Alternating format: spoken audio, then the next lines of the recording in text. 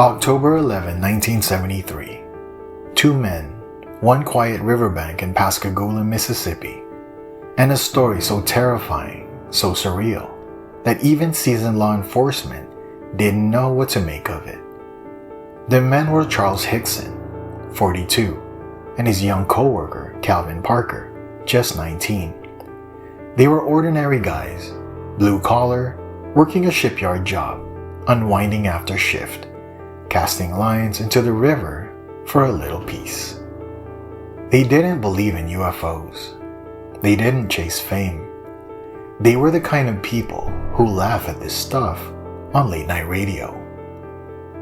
But just after sundown, the peace broke. A strange, silent craft descended over the riverbank, and everything that followed has haunted UFO history ever since. This is the Pascagoula Abduction. The Pascagoula River at night is the last place you'd expect anything out of the ordinary. It wasn't a paranormal hotspot. It wasn't Roswell. There were no fringe believers hanging around with cameras or tales of the unknown. Just swamp, humidity, and a couple of fishing lines dropped into dark water. Charles Hickson and Calvin Parker were friends, but not close. Charles was older, a former tank mechanic from World War II. Calvin was more shy, engaged to be married, just trying to keep his head down at work. Calvin almost didn't go that night. He had borrowed a clean shirt just to avoid embarrassment.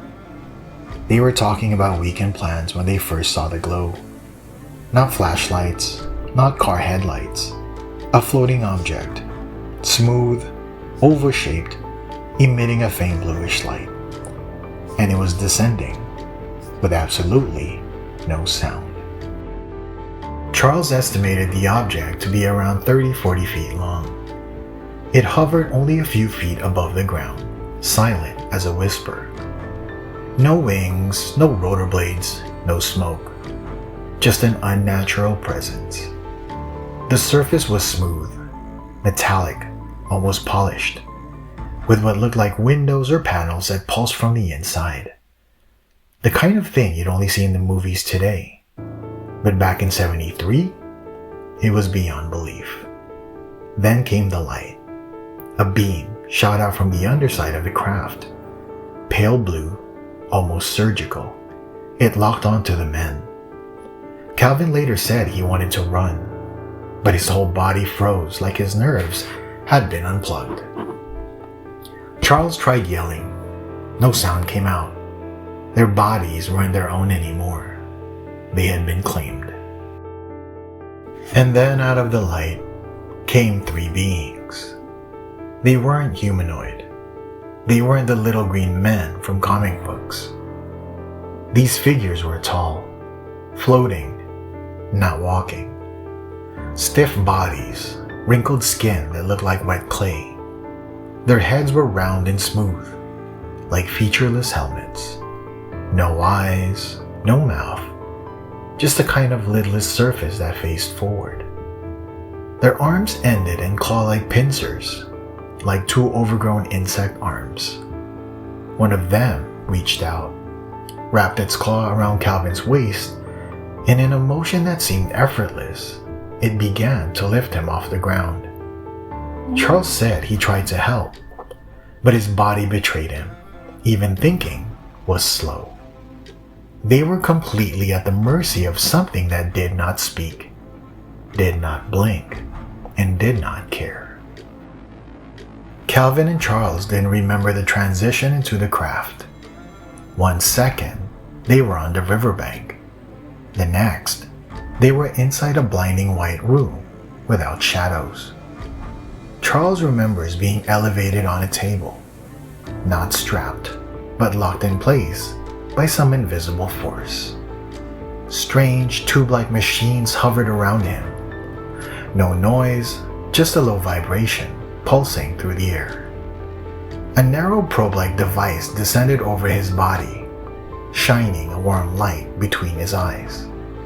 He wasn't in pain, but he couldn't move. He could only watch. And then, just as quickly as it began, it was over. The floating table withdrew. The lights dimmed. He was back outside, on the bank of the river. The night was quiet, but something inside both men had changed forever. Calvin wanted to run. He was shaking so hard he could barely stand. Charles, pale and sweating, managed to get the words out. "We've got to tell someone." They hurried to Charles's car. Both men, disoriented, nauseous, struggling to wrap their minds around what just happened.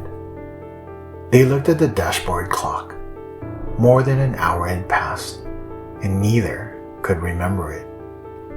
They debated going home, ignoring the whole thing, pretending none of it was real. But instead, they drove straight to Jackson County Sheriff's Office. And that's where the story took its biggest turn.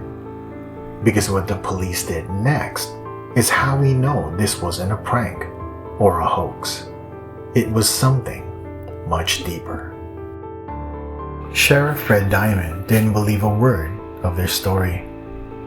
But something about the men didn't sit right with him.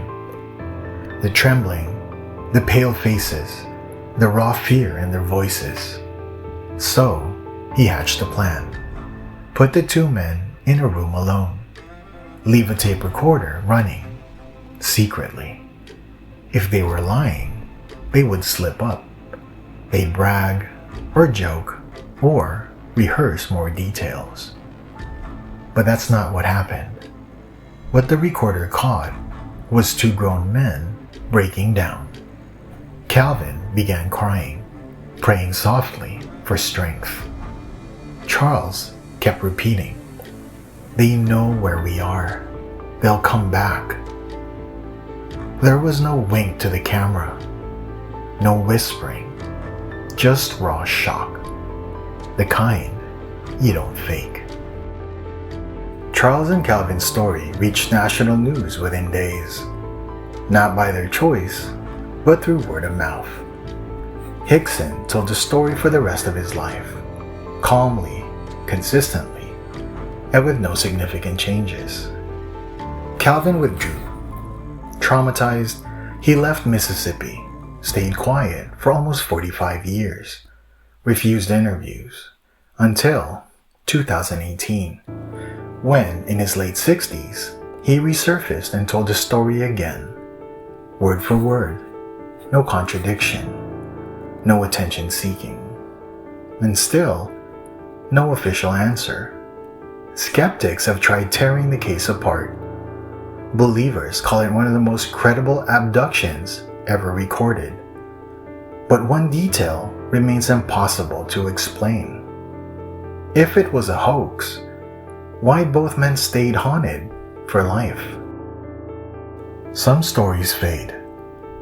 This one, it sits in the quiet of the Pascagoula River like a shadow, waiting for anyone who's brave enough to look into it. Maybe Hickson and Parker were abducted. Or maybe the truth is worse. Maybe they were chosen. And if that's true, what decides who gets taken and who doesn't? You've been watching Joshua Tree Encounters, where UFOs, cryptids, and high strangeness collide.